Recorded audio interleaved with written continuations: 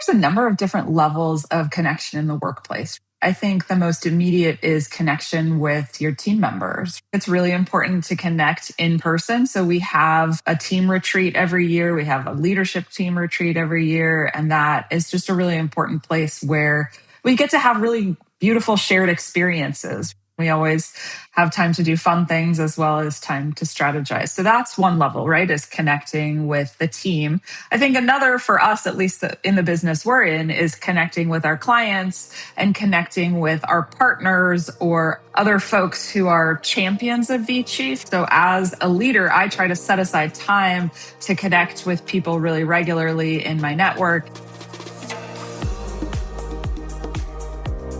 Welcome to Dialing In. I'm your host, Jule Salem, and this is the podcast where we talk about the real work of leadership. Not just the wins, but the moments that force us to grow, recalibrate, and reconnect. Let's go to the moment your business is growing, the opportunity is right in front of you, and everything you once had time to personally hold starts moving faster than you can carry. Not because anything's failing, not because the business isn't working, but because the growth itself starts exposing what can no longer depend on you alone. In this episode, Maddy Niebauer, founder of VChief and a leader who helps organizations access fractional executive support, shares what it looked like to scale quickly while still trying to protect connection, culture, client service, and balance. From growing her team rapidly after COVID to building deliberate rituals for connection in a virtual organization, to learning how to trust others with work she once believed only she could do best. What stuck with me most in Maddy's story is that strong leadership is not about being involved in everything. It is about knowing where you create the most value, trusting the right people around you, and creating the space to lead from clarity instead of constant urgency. Let's dial in. So I want to take you back to a moment that you and I had talked about early on when you were growing your business. So I'm interested for you to share with us what that looked like for you when you were in those early days looking to scale and grow your business. The earliest days was not that hard to form the connections and have time for that because we sort of grew nicely and slowly and organically in the very beginning. But then after COVID, we had this incredibly rapid growth spike. And we are in the business of placing fractional executives in other businesses. So we have a small central team, and then we have a much broader pool of consultants who we work with. But the central team did not exist back then. It was me. It was me and a handful of contractors. And it went from that to having 15 plus employees over a 9-month period. You can imagine the growth that would demand that increase in employees and the amount of work that goes with it, right? Which was why we had to keep adding employees. And I think the hard thing about that time was that people got on board and then they were just like thrown to the races. We had onboarding plans, don't get me wrong, but people had to get in and get to work quickly. And I, as a leader, have always really prioritized balance. I've never worked a consistent 40-hour work week running this business. I typically had been working, 25 hours a week, maybe. And I was suddenly working more than 40 hours a week just to get the things done that needed to get done, not to mention not only getting to know these new team members, but like fostering collaboration and personal bonds with each other. I think what was hard was that balancing act of we want to take advantage of this moment that there's so much interest in our business and we're growing so rapidly. Like you don't want to not hit the iron while it's hot, right? But also you don't want to do that at the expense of your people. That has always been really important to me. So we actually, from the very beginning of when we hired employees, we had a 4-day, 32-hour work week. And that is something that just aligns with my personal values that we should all have full and vibrant lives outside of work. But it also creates additional pressures if you actually expect people to work a 32-hour work week, that they have a lot to get done in that period of time. And I don't want that to be at the expense of relationships, because relationships are so much of what drives our business, right? Like it drives new business, it drives connection across the silos of our business, whether that's like sales, marketing, and operations, talent, and finance. Like, how do those teams work together? They work best together when the people on those teams are connected to each other. And so it was a time that was stressful and hard for the team, even though we were in like a successful and growth mode. It was like, get in, get moving. We've also had those moments over time as things have gone up and down, right? Sometimes you're super busy when you're growing, and then sometimes you're super stressed out when you're not growing. So it's not like it was one moment in time that we have successfully passed that and not returned to it. There are sort of perpetual struggles on that front. Very much. I'm in a similar industry doing staffing and workforce management for federal contact centers, but still, providing people like the human capital to support other organizations. So when I'm hearing you describe, and certainly having been in those shoes myself, where you're having this surgence of business, which absolutely you want to strike it while it's hot, because in our world, right, it ebbs and flows. Yeah. The needs of clients and prospects. So you're bringing new people into your organization to support the increased business demand, but yet wanting to make sure that they are becoming part of the organization and getting to know each other and you. I know I've struggled with this. How were you able to take time for the pauses to incorporate that while also making sure that you're delivering on your clients' expectations? Yeah. Yeah. I just think you have to be deliberate about it. It's hard to be deliberate when you have things going on. So in the early days, I had a chief of staff who was a real culture carrier for the organization, and she was doing a lot of work. And then another member of our team was creating spaces for our team to connect. So that might be individual meetings with me and other people. That might be in our team calls, setting aside time, like 10 minutes at the beginning of an hour-long meeting to have some sort of icebreaker question, something that, like get to know the team. And then we had a team member also dedicated to, we have a channel on Slack where we have more like casual and fun conversations. So she would put up a prompt every Tuesday and, like share one of your favorite Halloween costumes or whatever, right? Like funny things. And people would have put up pictures of their kids and their pets. And then also not just sort of fun things, but also places to appreciate each other. We have Thankful Thursdays. We get on there and we shout out our teammates and thank them for the things that they're doing and just help people feel appreciated. And I think what we did well was like make that someone's job to like own, set aside time to create that culture, not because it wouldn't happen without it being someone's job, but it always goes to the back burner, right? So if that's something that someone is focused on, then at least you have someone paying attention to it and making sure that that moves forward. I think for me, I'm naturally just a real relationship builder. I love to get to know people. I love knowing how they tick and what their motivations are and about their lives outside of work and all of those things. That's always part of every conversation I have. So I don't find it too hard personally, but I think what can be challenging is creating that sort of culture across an organization. And you can model it, but I just think there are ways to be deliberate about it.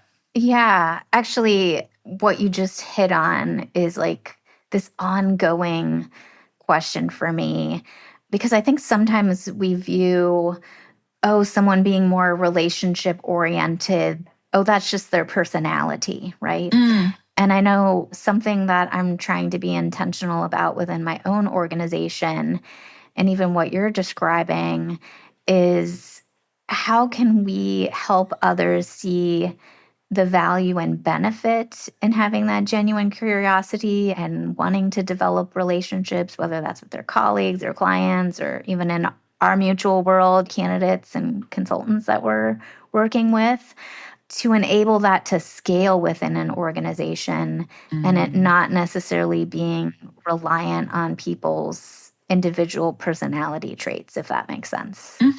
Yeah. I'm relating to you because it sounds like we're similar in relationships being a key component of who we are. How do you help other members of your team see the benefit in being that way, especially as it relates to working with one another or the clients that they're supporting on the day to day? Yeah, I think there's a few different things. One is in the hiring process. I think, admittedly, we probably have a bias towards people who have an orientation that is more focused on relationship building and network building. And I think actually that can be like to a fault. You Hmm. don't want to have this normative culture that people can't step outside of. You want to be able to hire the people who bring the best skills, whether they also bring a similar personality type to yours.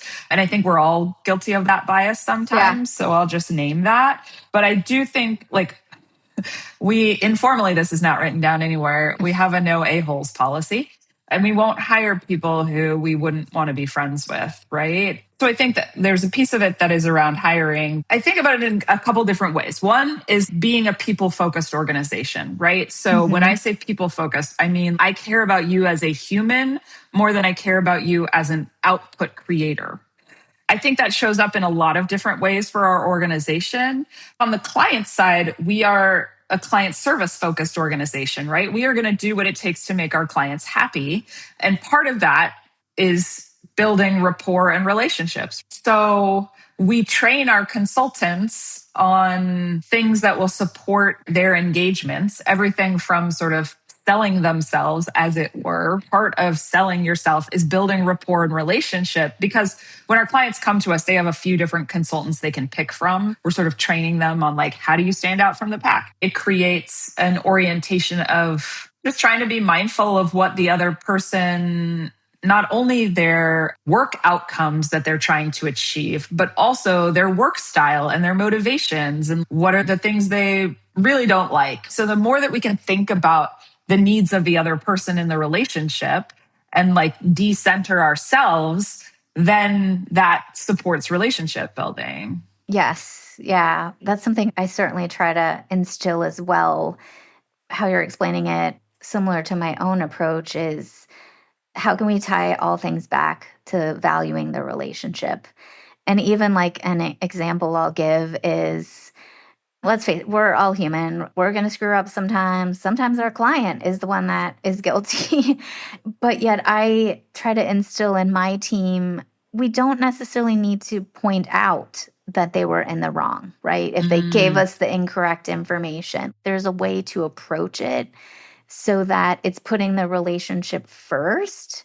And none of us like to be called out, right? yeah. Or like if you're gonna call it out, like call it out with love and kindness and be like, oh Exactly. hey, I Exactly. noticed this thing. I know how busy you are. This Yeah. may have gotten overlooked, right? Not go back and check your email. I did send that to you Oh type yeah. approach, right? Save me the passive aggressive nonsense. Exactly. So, really, what I'm hearing you share is just how we can always be coming from that relationship oriented place, whether that's internally or externally. I want to go back. A question that I had for you in particular, I know VChief specializes, as you mentioned, in providing fractional leadership to other organizations. You mentioned the chief of staff role.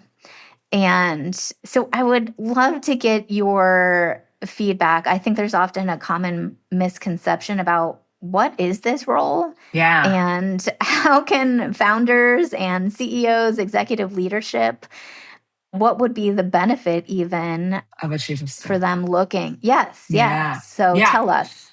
So the chief of staff role is hard to describe. And I think it's hard to describe on purpose, because the best chief of staff is someone who is a leader's right hand partner, and they're filling in the gaps of that leader. So those might be skill gaps, those might be time gaps. But because of that, the chief of staff role looks really different across different chief of staff positions, even within one organization.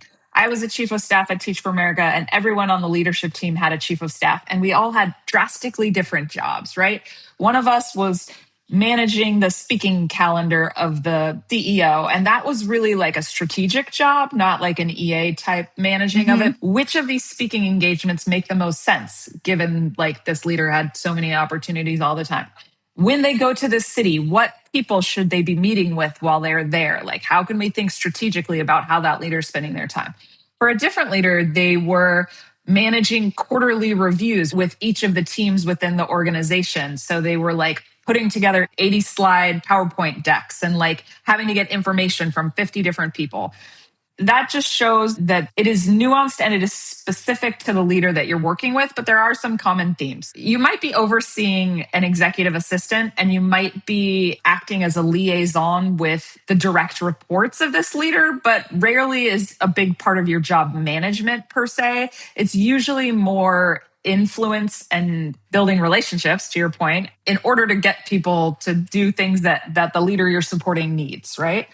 Often you're a special projects manager, which is where this like throw everything into that bucket thing. You're kind of the person who's the catch-all for this thing just needs to get done and I need someone smart to take it and run with it. And so you're managing a lot of projects, you're moving the ball down the field. Some chiefs of staff will actually act as a proxy for their leader. They will sit in meetings for them or they will take calls for them so that the leader doesn't have to be in all the meetings or go to all the calls. That's not true for everyone, but it's true for many. So what does that bring to a leader? What it does is it allows a leader to focus where they can have the most impact. So when they think about what is their zone of genius, if they're focusing on things that they're good at, things that bring them energy that they enjoy doing, and things that move the business forward, and also things that they couldn't just easily hand off to someone else, right? Those are the areas that a leader needs to be focused on. And yet there's a bazillion different fires going on all the time that they can so easily get sucked into. So the chief of staff is the one who is helping put out the fires, helping protect the leader's time, putting up some guardrails so that leader can stay laser-like focused where they can have that impact. And all the rest of that noise gets drowned out because the chief of staff is handling it. Okay. It sounds like, which I know so many leaders struggle with, it's carrying versus leading. Are they trying to do all the things or too many of the things themselves? Yes. Versus having others in place that can carry that for them, to your point, so they can focus on where they're most needed. Yes. Yeah. So to piggyback off that, from your experience when leaders are coming to VChief feeling overwhelmed or stretched thin, what do you see as like the most common cause of that? Is it like a time constraint or maybe needing greater clarity on how they should be focusing their efforts? Yeah, I think there's a little bit of all of that, right? And I think there's actually an even bigger issue. So one is usually there is some time constraint. They feel like there's not enough hours in the day to do all the things that they need to do. And so then they need to figure out what they need to focus on. But so few leaders are actually like deliberate to sit down and say like, what are my strategic priorities? Like, where do I need to spend my time? Not the organizations. Like, I can tell you my revenue goal for this year is this, and I want to do X, Y, and Z. But like, what do I, as a CEO, need to be doing to get our organization to that place? And how does that line up with my skills and my passions? And so being deliberate about actually setting those goals and saying, okay, like, this is where I want to spend my time. I mean, that's baseline step number one, but so few people do it. They're just like, I just need to run straight towards this thing and, deal with it along the way. I think the bigger issue that I was hinting at is really a question of trust and leaders needing to trust their teams. And I say that because so many leaders get in this space where they need to be involved in every decision that is happening when they would be so much better off and have so much more free time if they would take a step back, let the leaders that they hired that they should be trusting to lead their teams and their functions do their job and not need to be in every decision or approve every decision. Just let them run with it. If things go wrong, okay, we'll solve that problem when it comes. But many leaders feel like, oh, I need to weigh in on the new marketing campaign or this new HR system, whatever it is. That's like, really? We're going to say that's in your zone of genius? I don't think so. Let's think about where you really need to be focused. And I say that like with a little bit of just joking nature because we're all so guilty of it, right? Don't we all just get in the weeds of too many things? And it's like, this is not a good use of my time. As you're doing it, you know it's not a good use of your time, and still you do it because you're just used to doing it, or because you've like tied up your identity in it. And so you're like, well, I have to do this because this is what I'm good at, you know? A 32-hour work week. I don't know if that's still the case for your team.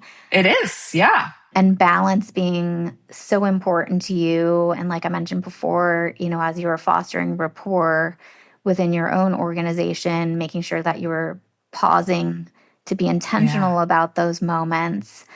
How have you best maintained that balance? And I'm selfishly asking because I am one of those leaders that I'm guilty of taking those occasional times to leave the office early or not be Yeah. checking my email on the weekend. And so, how have you been successful in accomplishing that?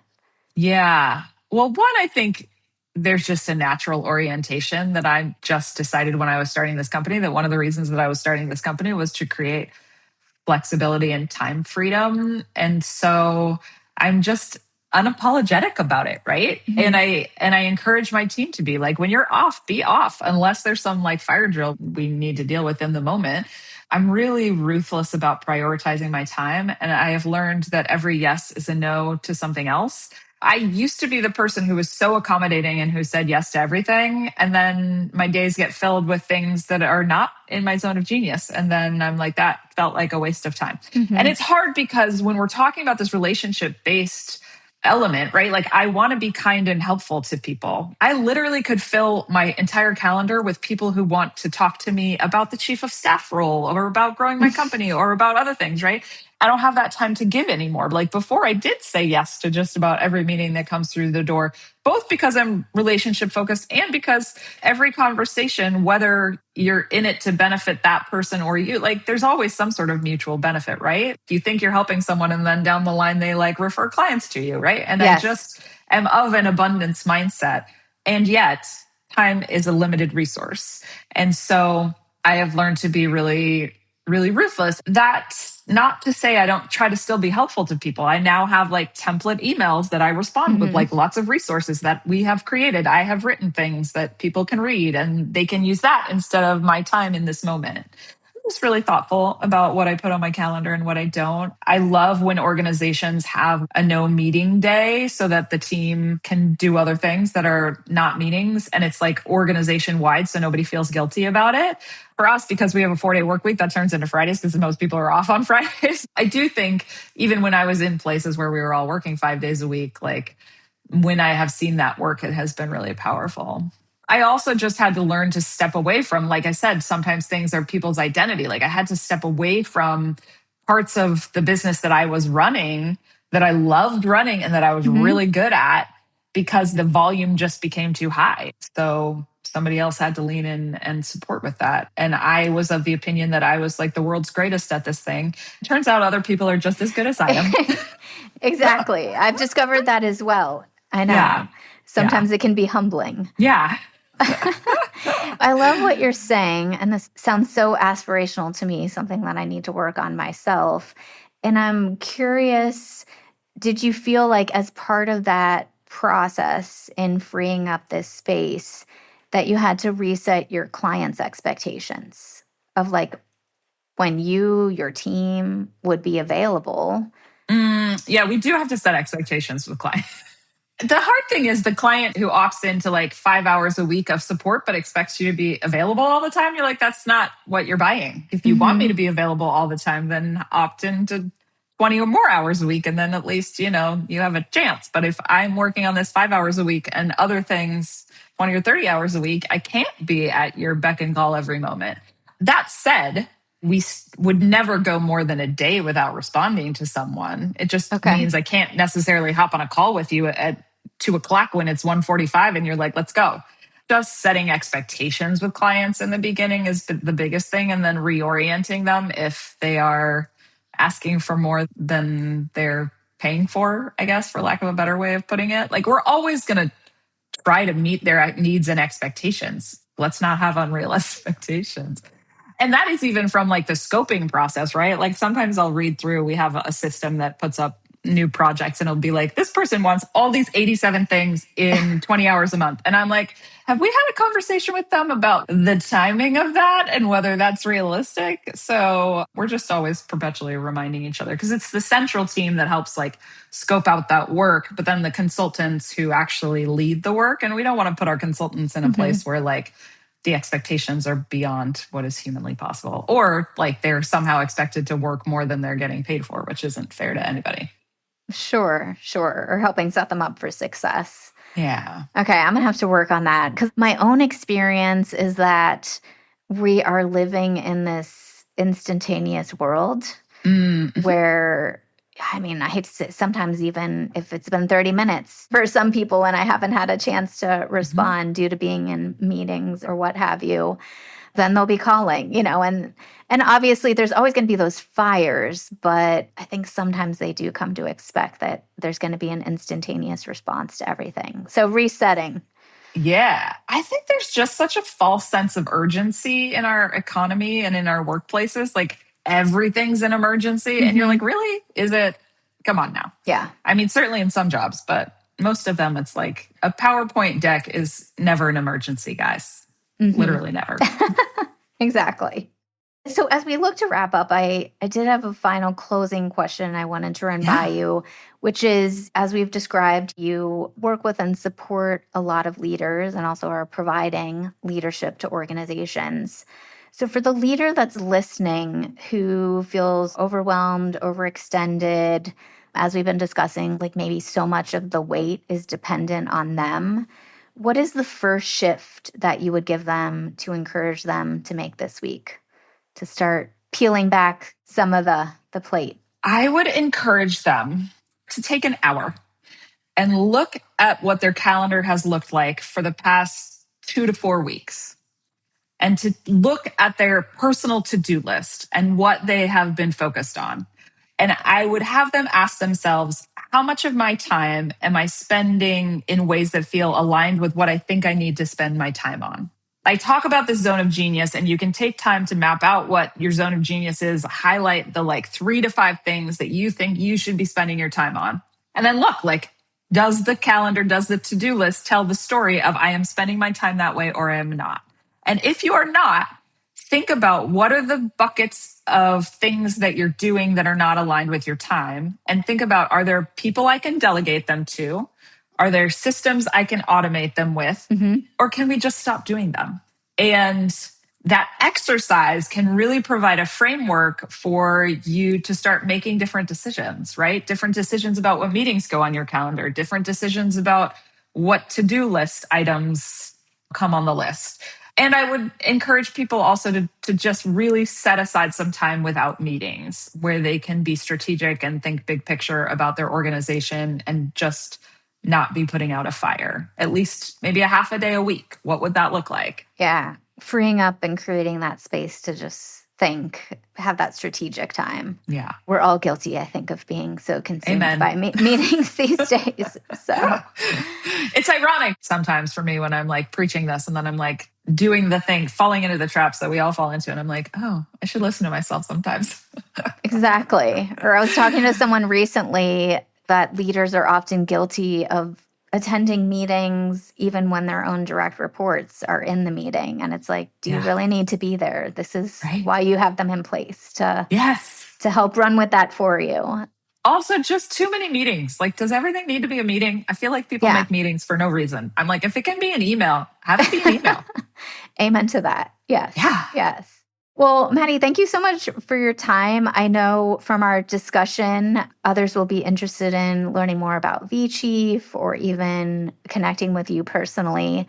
What's the best way for them to reach out and connect with you?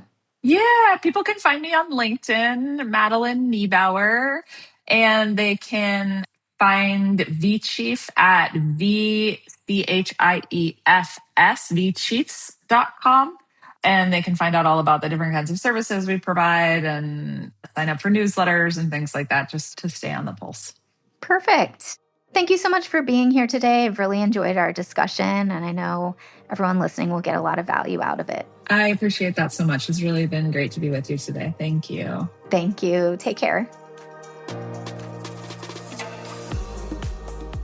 Thank you for tuning in to Dialing In. I hope this conversation brought you something meaningful, whether it's a new way to lead through complexity, a reminder of the power of connection, or simply the comfort of knowing you're not navigating leadership alone. If you found value in today's episode, I'd be grateful if you'd share it with a colleague, a leader in your circle, or someone who could benefit from the insights we explored. The more leaders we bring into this dialogue, the more positive change we can create. And if you have a story of disconnection, reconnection, or breakthrough that you think would help others, I'd love to hear from you. Reach out, tell me a bit about your journey, and let's explore whether it could be a fit for a future episode. This episode of Dialing In was produced by Michael Osborne of 14th Street Studios, edited by Talia Anili, and mixed by Morgan Honecker. Until next time, keep dialing in one moment of connection at a time.